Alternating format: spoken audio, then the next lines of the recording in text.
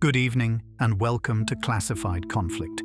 If you've found your way here tonight, whether the day was long or the world felt heavy, or whether you simply came looking for somewhere quiet, I'm glad you're here. Find a comfortable position, breathe slowly, and let the room settle around you. Tonight, we're going back more than 100 years, through the fog of a war that consumed a generation and changed the nature of armed conflict permanently. We're going to follow a particular kind of soldier, one of the most consequential and tragic figures in the whole of military history. A soldier who was faster, better trained, and more heavily armed than almost anyone else on the battlefield. A soldier who, by nearly every tactical measure, should have won the war for Germany. And yet almost all of them died. They were called the Stormtroopers, the Stormtroopers. This is the account of who they were, what they were ordered to do, and why the same qualities that made them so effective also made them so costly to lose. This is the story of what happens when tactics outpace strategy, when the best tool available gets consumed before the job is finished. If you enjoy this kind of immersive, slow-paced history, a like on this video helps the channel reach more people, and subscribing means the next one will find you more easily. Now, let's go back. In the summer of 1914, Europe was operating on a set of assumptions about war that had not been properly tested in decades. The borders were relatively recent. The great empires, German, Austro-Hungarian, Russian, Ottoman, British, were still intact, and the men who served in their armies had grown up under their flags and knew nothing else. When the shooting started in August of that year, most of them expected it to end quickly. 6 weeks was the common estimate, before the leaves turn. The German war plan, known as the Schlieffen Plan, was built on exactly that assumption. A rapid sweep through Belgium and northern France, Paris threatened from the north. France eliminated before Russia could fully mobilize in the east. Germany, caught between two great powers, could not afford a prolonged war on two fronts. Speed was the entire premise, and the plan did not work. The French held their ground. The British Expeditionary Force arrived and began slowing the German advance at the Battle of Mons. In early September 1914, at what became known as the Miracle of the Marne, the German advance stopped and reversed. Both sides then reached for the same response. If forward movement was impossible, the answer was to dig down. By winter of 1914, the Western Front had solidified into roughly 450 miles of opposing trenches stretching from the Belgian coast near Nieuport all the way south to the Swiss border near Basel. 2 lines of earthworks facing each other across a wasteland of mud, wire, shell craters, and unburied men. And they would hold those lines more or less for the next 3 years. As you breathe slowly, consider what that meant in practical terms. 450 miles of men living underground, with some sections of the front trench no more than 20 or 30 meters from the enemy. You could hear the other side coughing at night, but the problem that defined every day of that stalemate was not distance, it was physics. Modern weapons had made attack catastrophically expensive. A single well-placed machine gun, dug into a defended position, could fire 600 rounds per minute and cut down an entire advancing company in seconds. Barbed wire slowed attackers to a crawl. Artillery bombardments could reduce the surface of the earth to a cratered moonscape, but the defenders simply went deeper, waited in their underground bunkers for the shelling to stop, and emerged ready to fire the moment it did. The dominant response to this, and it was not really a response so much as a continuation of the same failed logic, was what commanders called the big push. The idea was simple: fire enough shells for long enough, destroy everything on the other side, and then walk your infantry forward into the rubble. It was tried at Neuve-Chapelle in 1915. It was tried at Loos. It was tried at Verdun, where the French and German armies between them sustained nearly 1 million casualties over 10 months of fighting for essentially no movement of the front line. And it was tried on the Somme, where the British fired 1.5 million shells over 7 days before sending their men forward on the morning of July 1st, 1916. In a single day, the British Army lost nearly 60,000 soldiers, almost 20,000 of them killed outright. The worst single-day casualty figure in British military history. At the end of it, the German line had barely moved. The machine had to be fed, and the machine was not winning. Somewhere in all of this, a different kind of thinking was taking shape, not among the generals in their headquarters 20 miles behind the line, but in the trenches themselves, at the level of captains, sergeants, and ordinary soldiers who had to live with the problem every single day. The question they were asking was a practical one. If you cannot smash through, can you slip through? If you cannot destroy everything in front of you, can you move around it? The first real attempt to answer that question takes shape in the spring of 1915, in a small and badly damaged unit of German Army engineers. In March of that year, the German Ministry of War ordered the formation of an experimental assault detachment. It was called the Sturmabteilung Kalsow, the Kalsow Assault Detachment, named after its first commander, Major Kalsow. The concept was to use military pioneers, the engineers of the German army, as specialized attackers. They had knowledge of explosives, obstacles, and fortifications from the inside.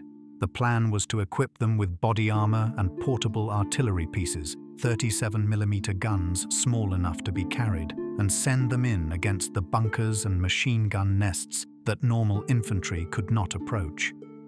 It was a sound concept, but the unit never had the chance to test it. Before they could be used as intended, they were thrown into the line as emergency reinforcements during a heavy Allied offensive. Within a few months, half the unit was gone. Major Kalsow was relieved of command. The men had been used as ordinary infantry, which they were never designed to be, and the cost was proportional. Into that shattered unit, in September of 1915, came a new commander. His name was Hauptmann, Captain, Willy Rohr. He was 38 years old, had served in elite units since 1896, and had spent the opening years of the war at the front, watching the slaughter and thinking carefully about what was failing and why. He took command of what remained and set to work immediately. Rohr's central conclusion was direct. Speed is better protection than armor. The body armor Major Kalsow had experimented with was too heavy and too slow. If men were light and fast, they could cover the distance across no man's land before defenders had time to react. They could be through the wire and into the trench before the machine guns could be properly aimed. But that only worked if they were moving, and moving fast. So Rohr stripped the unit down. He discarded the heavy equipment entirely.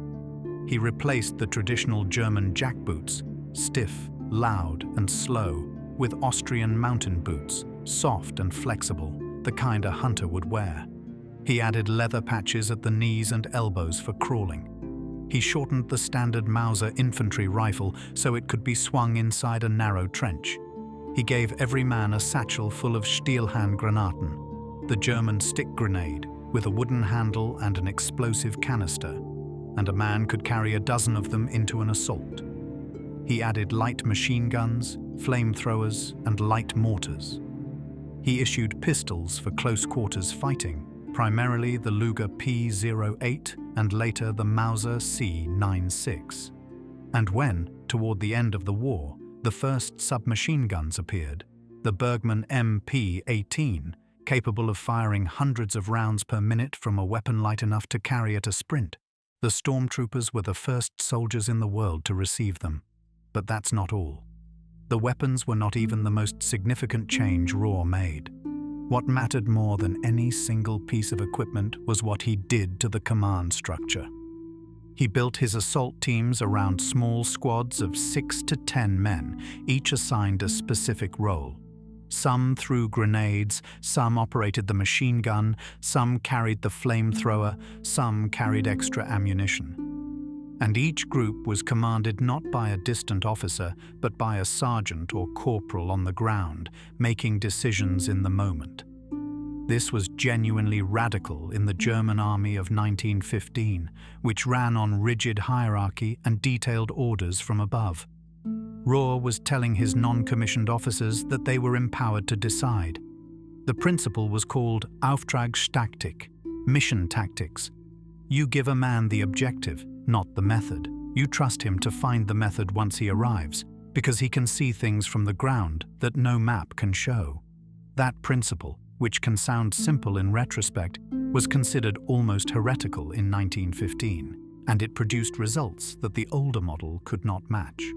Rohr built a full training ground in the Doncourt forest, near the village of Doncourt-les-Longuillons, where his men rehearsed their attacks inside replica trenches constructed from aerial photographs and prisoner interrogations. They ran the assault again and again with live ammunition until every man could execute his role without thinking about it, in the dark, in fog, with half the squad already casualties. He also recruited selectively. Physical fitness was mandatory. Volunteers had to meet demanding standards, but Rohr looked for something specific beyond strength. He wanted men under 25 who had hunted, who had moved through forests, who were accustomed to making decisions alone without supervision. Men who understood the assignment was extremely dangerous and chose it anyway. In October of 1915, the assault detachment got its first operational test. A French position in the Vosges Mountains, in Alsace, near a place called Schretzmanle. The unit went in exactly as trained. Grenades forward, flamethrowers immediately behind, the squad moving into the French trench system quickly and precisely. The position was taken. Casualties were lower than anyone had predicted. Rohr filed detailed after-action reports with higher command. By December of that year, the assault detachment had begun training men from other German units in the new methods. And the reason this spread so quickly was simple. It worked where everything else had failed. By the spring of 1916, the German High Command had ordered every corps on the Western Front to form experimental assault teams, drawing their fittest and most aggressive soldiers and sending them to be trained by Rohr's growing organization. The first large-scale test of the new tactics came at the opening of the Battle of Verdun in February 1916. Stormtrooper units were placed in the first wave of the German assault. The outcome was notable. Where the Stormtroopers went in, they got through. They attacked in the seconds after the artillery barrage lifted, sometimes while the last shells were still falling, leaving French defenders no time to emerge from their bunkers before the Germans were already in the trench. The older method had been to wait for silence, confirm the barrage had ended, and then advance. But that wait gave defenders exactly the time they needed. Rohr's men did not wait. They ran into the last moments of the fire, and the reason that decision mattered as much as it did was what it revealed. A defended position is only as strong as the defender's ability to get back to their positions and aim. Remove that interval, and the entire logic of the defense collapses. There is something worth understanding about the human cost of this approach, even when the assault succeeded. The men going in were jumping into trenches without knowing what was waiting on the other side of the traverse. The deliberate dogleg corners built into trench systems precisely to prevent one section from being cleared at a run. They had grenades in their hands, a comrade with a flamethrower beside them, and artillery still landing somewhere behind them. They were doing this by choice, because they had volunteered, because they were, in a concrete and verifiable sense, the best soldiers Germany had available. The Stormtroopers understood their own status clearly. They were treated differently from ordinary German soldiers. Better rations, better equipment, transport by truck rather than on foot, withdrawal from the line after an operation rather than weeks of continuous trench duty. They were written about admiringly in the German press. Ernst Jünger, who would become the most famous literary voice of the German Stormtrooper experience, recorded his time as a Stormtrooper officer in a memoir called Storm of Steel, drawn from the diaries he kept throughout the war. He was wounded 14 times. He was awarded the Pour le Mérite, Germany's highest military honor, and at the time of that award, he was 23 years old, the youngest recipient in the decoration's history. Jünger's account does not read the way most war memoirs do. He does not emphasize futility or waste. He describes combat with a detached, almost clinical precision. The colors of shell bursts, the acoustic difference between incoming and outgoing fire, the particular texture of mud in different weather conditions. He referred to the stormtroopers around him as princes of the trenches, men shaped by pressure into something harder and more capable than what they had been before. And it gets worse from there when you follow the logic of what that status actually meant. Men who are considered irreplaceable tend to be sent toward the most irreplaceable danger. Men who succeed at the hardest tasks tend to be given harder ones. The stormtroopers were the best Germany had, and that distinction in 1918 would cost them everything. By 1917, the war had been running for 3 years. The scale of its consumption was difficult to process then as now. The French army, after the catastrophic failure of the Nivelle offensive in April 1917, had mutinied, whole divisions refusing orders to advance. The British were fighting at Passchendaele in Flanders, gaining yards of mud at the cost of hundreds of men per day. The Russian Empire had dissolved, Tsar Nicholas had abdicated, Lenin had returned to Petrograd, and Russia was moving toward a separate peace. The Ottoman Empire was fracturing under British pressure in Palestine and Mesopotamia. For Germany, that Russian collapse opened a specific and narrow possibility. With Russia heading out of the war, Germany could move troops from the Eastern Front to the West, 50 divisions, many of them veterans of the more mobile warfare in the East, men who had fought in open country rather than fixed trenches, and many of them were retrained as stormtroopers when they arrived. There was also a significant operational proof of concept that year. In October 1917, at a place called Caporetto in the mountains of northern Italy, German and Austro-Hungarian forces attacked the Italian army using an assault built around stormtrooper infiltration tactics at scale. The result was a collapse. More than 260,000 Italian soldiers were captured. The Italian army came close to being knocked out of the war entirely. A young officer named Erwin Rommel, later known as the Desert Fox in the next war, played a notable role in the assault with his mountain infantry unit, capturing large numbers of Italian soldiers while operating well ahead of his own supporting forces. The lesson from Caporetto was clear. These tactics, applied at the operational level under the right conditions, could break an entire army, not just a trench line. But listen to what was building in parallel on the other side of Europe. American troops were already arriving in France, not yet in decisive numbers, but the flow had started. 30,000 here, 50,000 there. Germany's window to win the war before American industrial and manpower resources altered the balance permanently was measured in months. General Erich Ludendorff understood this precisely. Ludendorff, the quartermaster general who was, in practical terms, the real military commander of Germany by late 1917 alongside Hindenburg, was not a man inclined to caution. He saw the window, and he gave the order to plan the largest offensive Germany had ever attempted. It was called the Kaiserschlacht, the Kaiser's Battle. In the months before the offensive, Germany reorganized its entire army along a single axis. Each division was classified as either an attack division or a trench-holding division. The attack divisions received the stormtroopers, the best artillery, the largest allocation of ammunition, extra machine guns and mortars, and 4 weeks of intensive training in mobile warfare. The trench-holding divisions received what remained.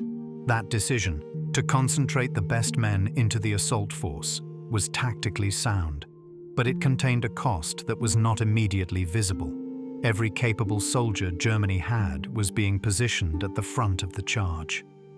The stormtroopers rehearsed the assault in rear areas using full-scale replicas of the specific British defensive positions they would face. They studied aerial photographs and maps. They knew the road names behind the British lines. They had practiced crossing the Saint-Quentin Canal, moving through the fields near the old Somme battlefield, and navigating the market towns of Picardy. By the time orders were issued, the men of the assault battalions knew the ground they were about to cross nearly as well as the British soldiers who had held it for 2 years. There was also a new approach to artillery working in the background of all these preparations. Lieutenant Colonel Georg Bruchmüller, known in the German army as Bruchmüller, roughly translated as Breakthrough Müller, had developed a completely different model for pre-assault bombardment. The established method had been to shell the enemy for days, or sometimes a week, trying to flatten every fortification and cut every strand of wire.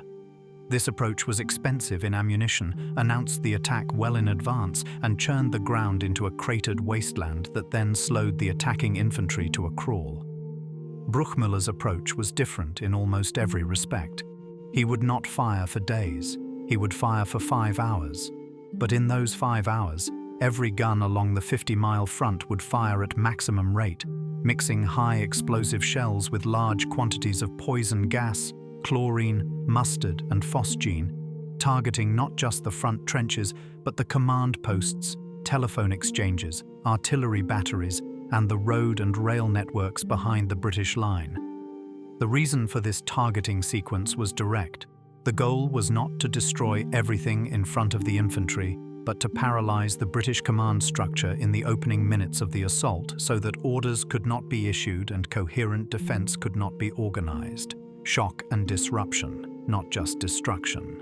On the night of March 20th, 1918, more than 6,000 German guns were moved into position. 3,000 mortars were loaded.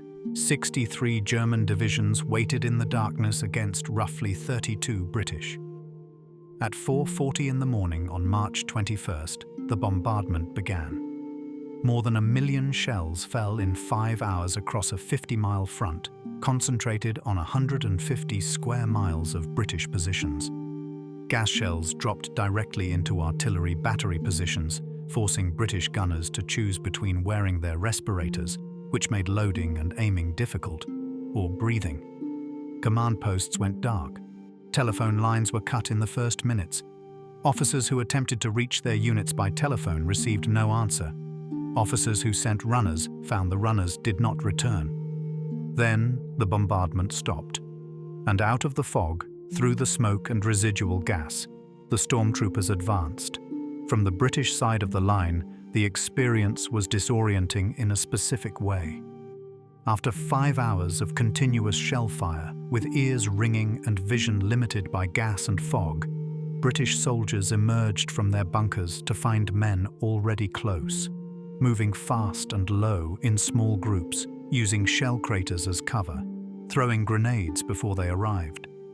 The British Fifth Army's defensive line broke apart within the first hours of that morning. In some sectors, Stormtrooper units advanced 10 miles in a single day, a distance that on the same Somme battlefield in 1916 had cost 3 months of fighting and hundreds of thousands of casualties to move by just a few miles.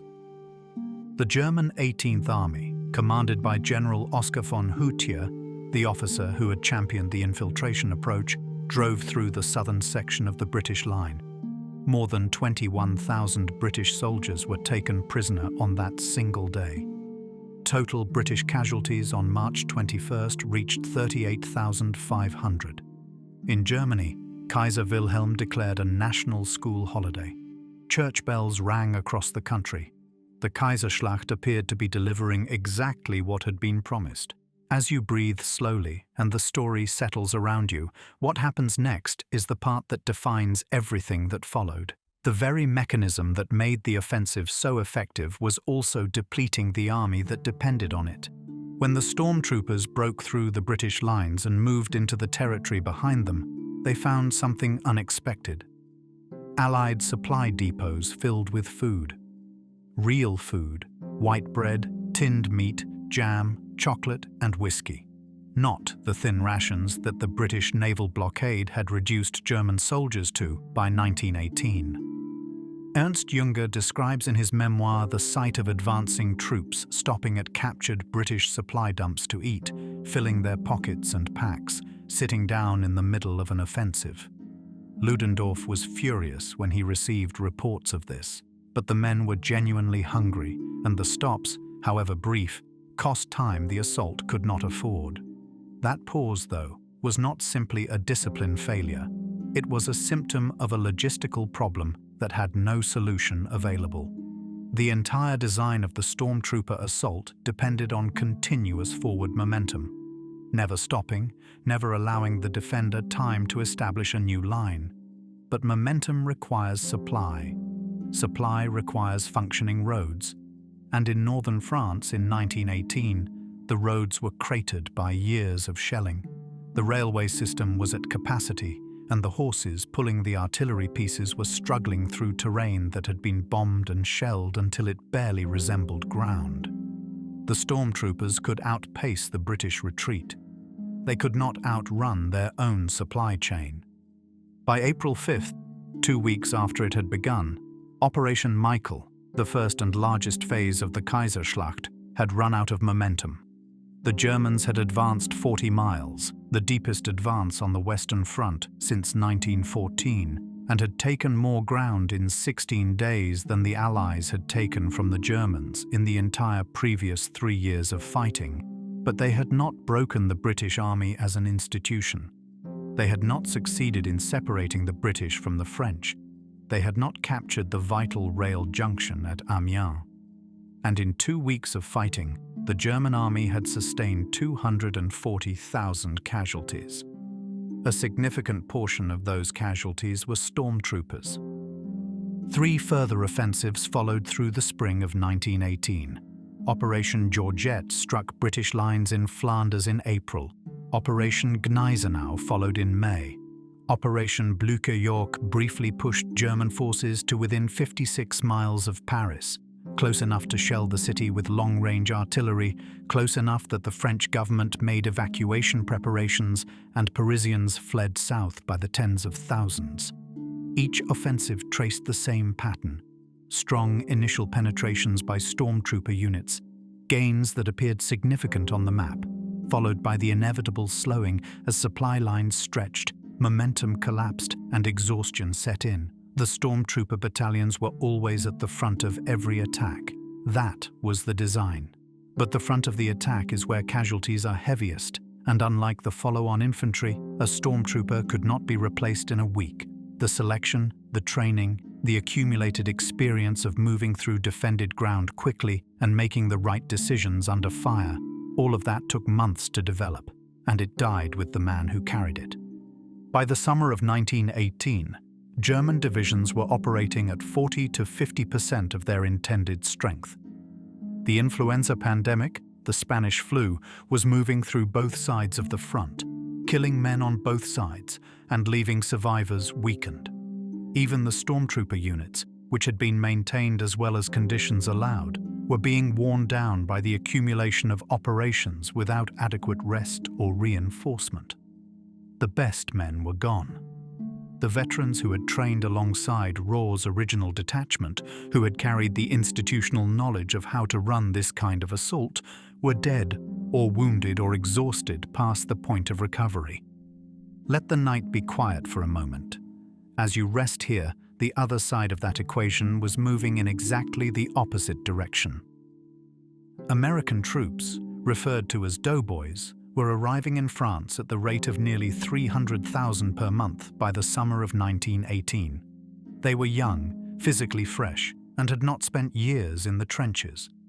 They carried with them the full industrial capacity of the United States, which had been supplying the Allies with war materials for 2 years before American forces entered the fighting. The Allies could replace their losses. Germany, running out of the 18-year-old recruits that formed the replacement pool for its army, could not. On August 8, 1918, the Allies launched their counter-offensive.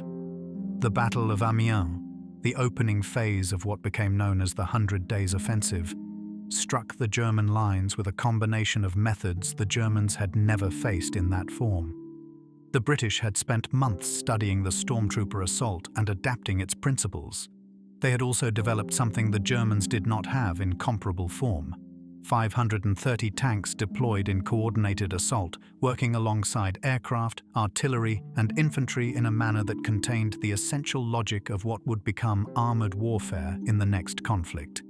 The Canadians and Australians, who the Germans themselves regarded as the most capable assault troops on the Allied side, led the attack. Ludendorff would later call August 8th the Black Day of the German Army. German units that had held the line for years broke and retreated. Entire divisions surrendered in the field. German soldiers moving toward the front encountered retreating comrades who shouted at them. Strikebreakers, they called them. War breeders, men who were extending a war the army already knew it had lost. The German army was not simply being defeated on tactical grounds, it was losing coherence from the inside. The morale that had sustained 4 years of industrialized attrition was exhausted. The Stormtrooper units that remained fought with the discipline they had been trained to maintain. Individual assault battalions covered retreats, holding ground as rearguards with the professionalism their training had produced. But there were far fewer of them now. Many of the original officers and NCOs were gone. Units had been sent into operation after operation without rest or replacement until the trained veterans were used up and what remained was a shell of the formation that had crossed the Somme in March. On September 28, 1918, Ludendorff went to Field Marshal Hindenburg and delivered a conclusion that neither of them wanted to reach.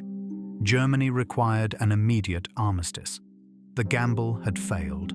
The best soldiers Germany had produced, the men trained for 3 years specifically for this kind of war, were dead, broken, or too few to hold a line.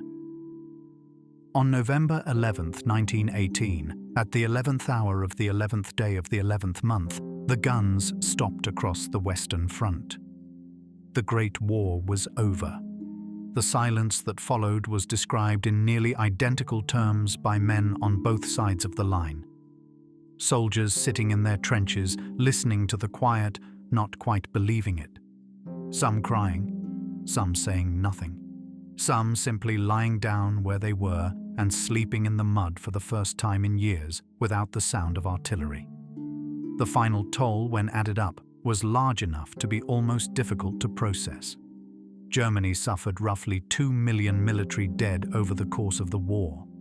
France lost approximately the same. Britain and its empire lost more than 1 million. Russia perhaps 2 million or more. The United States, having entered in April 1917, lost over 100,000 men in barely a year of serious combat. The wounded, the shell-shocked, and the men who returned home permanently altered were several times those figures on every side. The Stormtroopers do not have a separate casualty count in the historical record. Their losses are folded into the overall German military figures. But the phrase that appears consistently across the major historical accounts of 1918 is this: the Stormtrooper battalions suffered disproportionate casualties. They were Germany's best soldiers, and they were sent where the fighting was most concentrated, and the losses were proportional to that assignment. Some units that entered the spring offensive at full strength of roughly 1,000 men emerged from the summer with fewer than 200. The precise percentage is debated among historians. The records are incomplete, and the accounting varies depending on how individual units are tracked. But the conclusion is consistent. The men who came out of the Stormtrooper battalions at the end of 1918 were a small fraction of those who had gone in at the beginning of the year. The story does not end with the armistice. In several important ways, the most consequential chapter of the Stormtrooper history begins after the guns stop.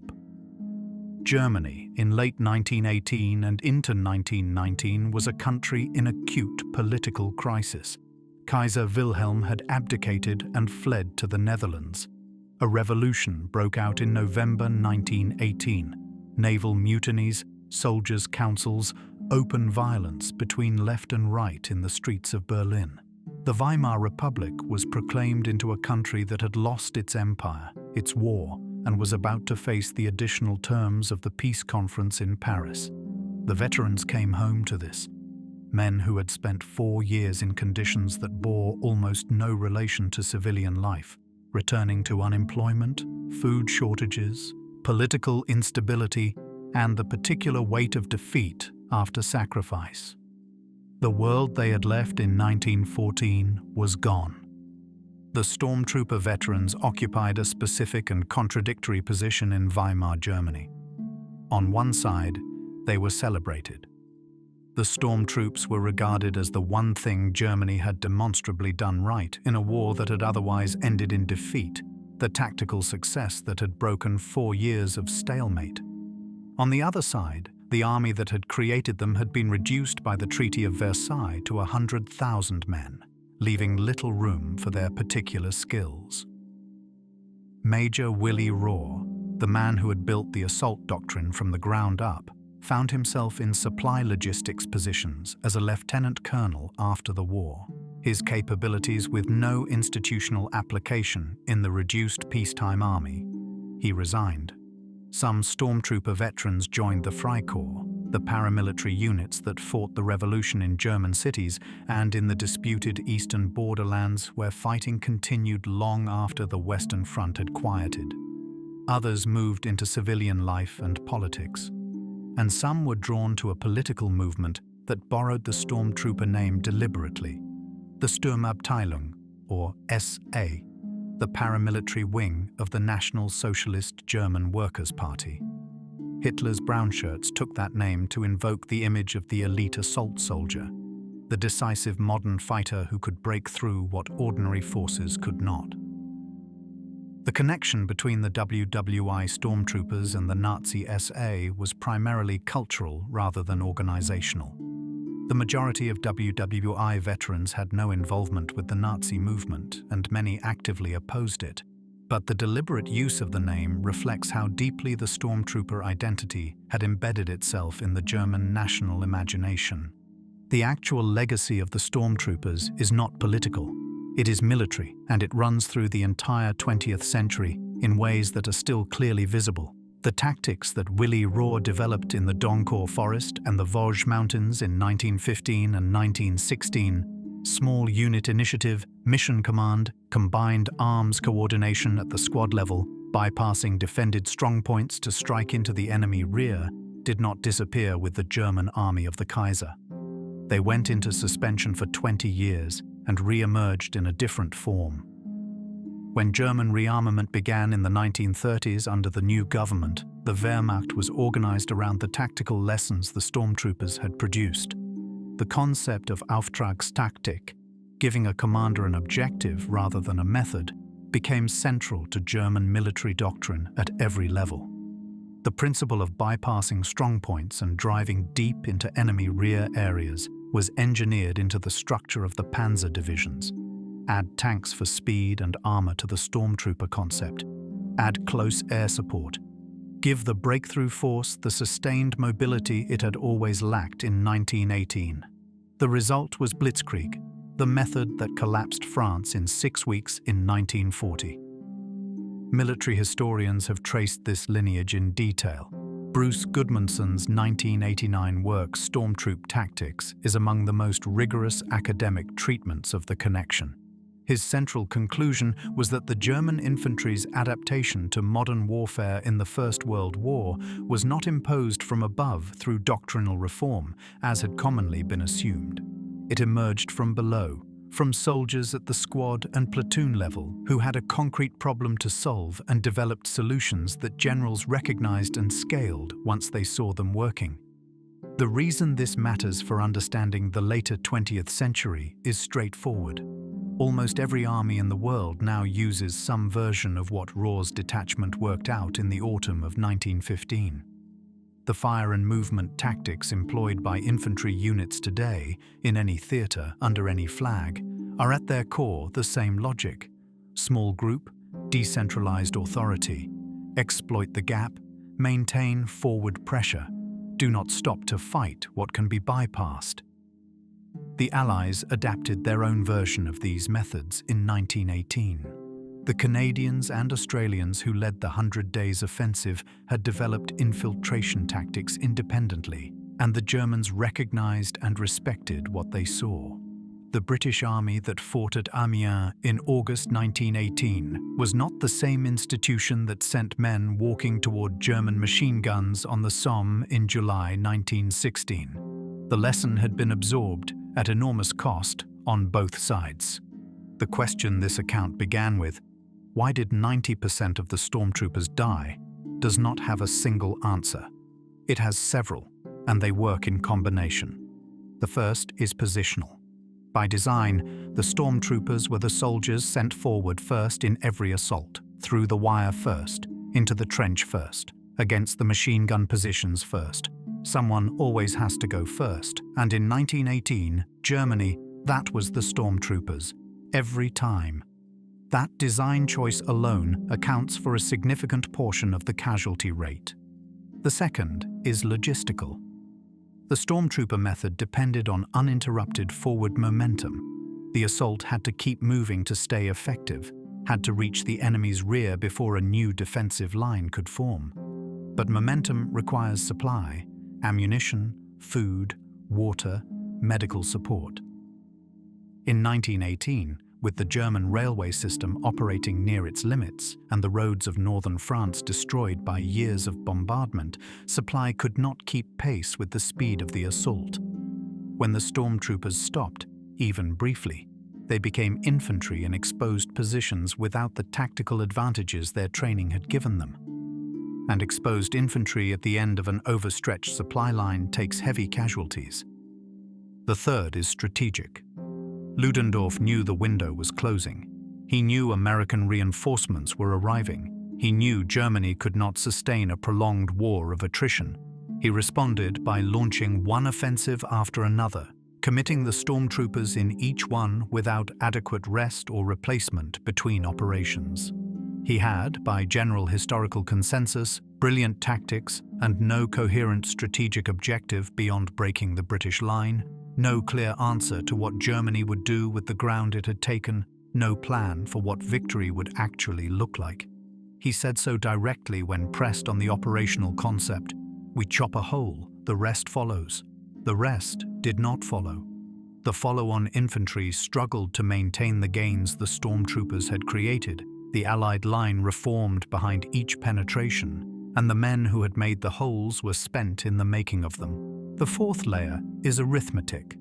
Germany had a finite and shrinking number of trained stormtroopers, men who had taken months to select, train, and develop into effective assault soldiers. The Allies, with American reinforcements arriving at nearly 300,000 per month by the summer of 1918, had a theoretically unlimited supply of replacement soldiers. The stormtroopers were irreplaceable in the time frame available. The American replacements were arriving by the hundreds of thousands. Germany was solving one problem brilliantly, breaking the enemy line, while the larger problem, sustaining that breakthrough against an opponent with superior industrial and manpower resources, had no tactical solution. The fifth layer is the one that sits most heavily when examined at any distance. The system that produced the stormtroopers also consumed them. The German army in 1918 identified its best men, trained them intensively, gave them the best equipment and conditions it had available, and positioned them at the front of every attack. Because they were the best, they received the hardest assignments. Because they were the best, they were not rotated out when the losses were severe. They were kept in the line, committed again, sent forward again. The qualities that made a man a stormtrooper, the aggression, the physical conditioning, the willingness to go first, the trained inability to stop once an assault had begun, were also the qualities that got him killed at rates the army could not absorb. And unlike the follow-on infantry, there was no rapid replacement. The knowledge a stormtrooper carried, not just technical weapon skills but the physical, instinctive knowledge of how to read ground, move through defended space, and make decisions under extreme pressure, died with the man who held it. The stormtroopers of the Imperial German Army paid that price completely. The armistice came, and the men who survived went home to a Germany that had no framework for what they had been, and the knowledge they had carried in their bodies how to move fast and low, how to clear a trench systematically, how to keep moving when everything said stop, dispersed slowly into the peace, looking for a use that would not come. Ernst Jünger, who was wounded 14 times and survived the whole of the war, lived to be 102 years old. Storm of Steel is still in print, still read, still studied and argued over more than a century after it was first published in 1920. Jünger went on to become a novelist, a naturalist, and a serious entomologist. His habit of collecting beetles in the trenches during the quieter moments of 1917 was, evidently, no passing interest. He outlived the world the war had made, and the world the peace had made, and the next war, and the peace that followed that. Willy Rohr did not. He resigned from the reduced peacetime army, found civilian work where he could, and died in 1930, 9 years after the armistice, at 52 years old. His contribution to military history would not be fully articulated for decades. The tactics he developed were adopted and applied by armies he never served in a war he did not live to see. The men of the Stormtrooper battalions who did return home, the tens of thousands who came back to Germany, largely disappeared into ordinary life. A baker in Munich, a carpenter in Hamburg, a farmer in Silesia, men who walked with their heads down and shoulders low without being fully aware they were doing it, a physical habit carried over from years of moving through ground where the wrong silhouette meant a bullet. Some of them talked about what they had done. Most did not. The generation that grew up in the 1920s and 1930s encountered these men sometimes and did not always understand what they were seeing. Tonight, more than 100 years after the guns stopped across the fields of northern France, these men represent something specific in the history of warfare. They were the forward edge of a genuinely new form of military operation, a new kind of soldier built for a problem that had not existed before and would not exist in quite the same form again. They were not heroes in a simple or uncomplicated sense, and they were not villains. They were men who had a precise job to do in a precise historical moment, who did it with a high degree of effectiveness, and who died in large numbers because the world they were operating in was too large and too complex for individual effectiveness to resolve. History works through people like that, the ones who carry the weight of an unsolved problem and run with it until there is nothing left to give. Their effort does not always preserve the thing they were working to protect, but it changes what comes after. The world that follows the Stormtroopers is different because of them. Different in how armies are organized, how soldiers are trained, and how infantry fights at the squad level. Those changes move forward through decades of subsequent conflict, shaping decisions made by soldiers who had never heard the name Willy Rohr. That is what history does. It does not announce itself. It accumulates through the choices of people trying to solve the problem directly in front of them, and leaves marks on the future that take generations to trace back to their source. The Western Front is quiet now, has been for 100 years. The fields of the Somme, where the Great Offensive of March 1918 tore through the British line, are green again. Farmers work that land carefully, because things still surface. Shell fragments, boot buckles, sometimes still bones. The trenches themselves are mostly gone, filled in by a century of rain and the slow work of the earth. But in places across Flanders and Picardy, if you know where to look, there are long depressions in the ground where the walls have settled, faint lines crossing open fields, the outline of something that was once enormous and is now almost invisible. The Stormtroopers moved through that landscape 100 years ago. Fast and low in the fog of an early March morning, between the craters, carrying their grenades and their Bergmann submachine guns and their soft Austrian mountain boots, looking for the place where the line was thinnest and the way through was open. They found it many times. They went through, and a great many of them died on the other side. But the way they moved, the principle that small groups of trained, empowered men could find the gap and flow through it, rather than break themselves against a defended wall, that principle did not die with them. It is still being applied somewhere in the world tonight by soldiers who have almost certainly never heard of the Stormtroopers or the Kaiserschlacht, or a German captain named Willy Rohr, who built a training ground in a French forest in 1915 and changed the way wars are fought. Some knowledge is larger than the people who first develop it. Some lessons cost everything to learn. The stormtroops of the Imperial German Army paid that cost fully, and their story, carried forward through a century of military history, ends here tonight. In the quiet, in the dark, in the slow space between one breath and the next. Rest now. The night is long and still. You have traveled far enough for one evening. Thank you for spending this time with classified conflict. If this kind of calm, detailed history is something that helps you rest and reflect, please consider subscribing and leaving a like. It helps the channel reach more people who might find it useful. Sleep well. Sleep well. Sleep well. Sleep well.